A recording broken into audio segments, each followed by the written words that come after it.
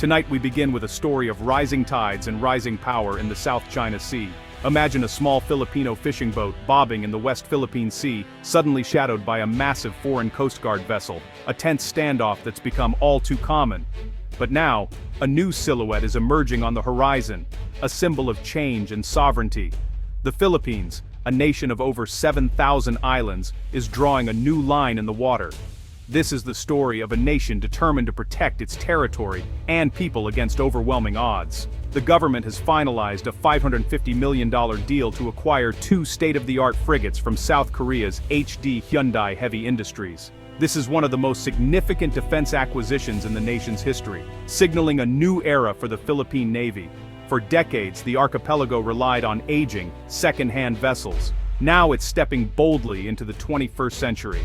On the streets of Manila, people talk about the new ships with hope, not as instruments of war, but as protectors of peace and prosperity. The deal is a profound commitment to assert the Philippines' rights under international law. The arrival of these warships is anticipated with excitement, marking more than just an upgrade in firepower. It's about national dignity.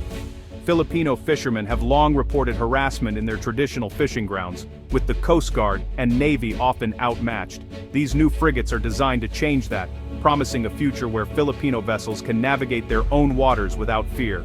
As of January 31, 2026, the contract is signed, the plans are laid, and a new chapter in Philippine maritime history is about to begin. The $550 million price tag is staggering for a developing nation, but its value goes far beyond numbers. This deal is the cornerstone of the armed forces modernization, shifting focus from internal security to credible external defense. The acquisition of these corvettes is a critical part of Horizon 3, the latest phase of this transformation. A credible navy deters aggression simply by its presence, making incursions into Philippine waters riskier and costlier for any adversary. The new ships will provide anti-access area denial capabilities, making it harder for foreign powers to operate freely in the country's exclusive economic zone. The deal includes comprehensive crew training and technology transfer, helping the Philippines build its own shipbuilding and maintenance expertise. Instead of just being a customer, the Philippines is becoming a partner, learning from one of the world's leading shipbuilders. This investment sends a clear message. The Philippines is serious about defending its sovereignty and maritime resources. For a nation so deeply tied to the sea, this is a fundamental step. Once in service, these ships will patrol the archipelago's waters as powerful symbols of national resolve. To understand the urgency behind this naval upgrade, look to the volatile South China Sea, a flashpoint of overlapping territorial claims. China's sweeping 9-dash line overlaps with the exclusive economic zones of the Philippines and other Southeast Asian nations.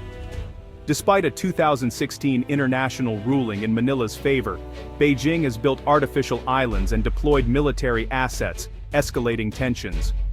Filipino fishermen are routinely blocked from traditional grounds, and supply missions face harassment from Chinese vessels. These incidents are part of a coordinated strategy to push the Philippines out of its own maritime territory. Without a capable navy, Manila's options have been limited in these confrontations. The frigate deal is a direct response to this pressure, a move to assert Philippine presence and uphold international law. These warships are tools to manage conflict and ensure the West Philippine Sea remains under Philippine control. The Philippine Navy, once among Asia's most underfunded, has long relied on aging, hand-me-down ships. For years, its flagship was a World War II-era cutter, no match for modern threats. Decades of prioritizing internal security left the Navy ill-equipped for external defense. The Navy was often described as a Coast Guard in all but name, lacking real deterrent capability. As South China Sea tensions escalated, the need for modernization became urgent. The Jose Rizal-class frigates, entering service in 2020, in Sao Wanmi Mordapakugan. Tonsain Dao Eni Galm starting point, sir, that the new corvettes build on this success, moving the Navy from a coastal force to one capable of projecting power. For an archipelago, a modern navy is a matter of survival, protecting the economy, food security, and national identity. Outdated ships can't defend these interests. The modernization program is a long overdue investment in the nation's future. With these new frigates, Filipino sailors will finally have the tools to defend the Republic. The new warships are based on HD Hyundai's HDF 3100 design, packed with cutting-edge technology. These are multi-mission fighting ships, sleek, fast, and built with stealth features to evade detection. Advanced radar systems will track multiple targets over long distances, while a vertical launching system allows for flexible missile deployment. The ships will be armed with a main gun, torpedoes, and close-in weapon systems for layered defense. Anti-submarine warfare is a major leap. Hull-mounted and towed sonar, plus a helicopter deck, give the Navy new capabilities to hunt submarines. These ships are floating command centers integrating data from ships, aircraft, and shore stations for a network defense. For the Philippine Navy, this is a monumental leap in sophistication. Manning these ships will require extensive training, but the payoff is unprecedented maritime awareness and combat power. Once operational, they'll provide capabilities unimaginable just a decade ago. The future of Philippine naval warfare is arriving, faster, smarter, and far more capable. These new warships impact millions of Filipinos whose lives depend on the sea. The Philippines' blue economy, fishing, trade, tourism, and energy, relies on secure waters. The West Philippine Sea holds vital oil, gas, and fisheries resources, making protection a national priority. Filipino fishermen, often harassed by foreign vessels, will benefit from a stronger naval presence. Modern frigates mean safer fishing grounds and more secure trade routes, safeguarding the economy. The ships also help protect the marine environment, monitoring and deterring illegal fishing and destructive practices. By defending the ecosystem, the Navy preserves natural heritage and supports long-term economic health. These frigates are not just war machines, they're guardians of Filipino livelihoods. The arrival of these frigates will shift the regional balance of power. While two ships won't close the gap with China, they make the Philippines a tougher target and raise the stakes for any aggressor. This move is part of a broader trend. Southeast Asian nations are modernizing their militaries in response to regional tensions. Vietnam, Indonesia, and Malaysia are all upgrading their fleets, creating a more distributed security environment. A stronger Philippine Navy means more meaningful participation in joint patrols and exercises with allies like the US, Japan, and Australia.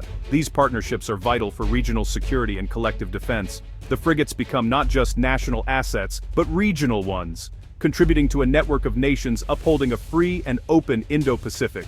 As the arms buildup continues, robust diplomacy remains essential to prevent escalation. The Philippines is now a more credible security partner in Southeast Asia. Partnering with South Korea for this defense project is a strategic move. South Korea is a global leader in shipbuilding, offering advanced technology at competitive prices. The Philippines and South Korea share a strong historical alliance, built on trust and cooperation. Previous successful projects like the Jose Rizal-class frigates have established a solid foundation. Acquiring ships from the same partner streamlines logistics, training, and maintenance, making integration smoother and faster.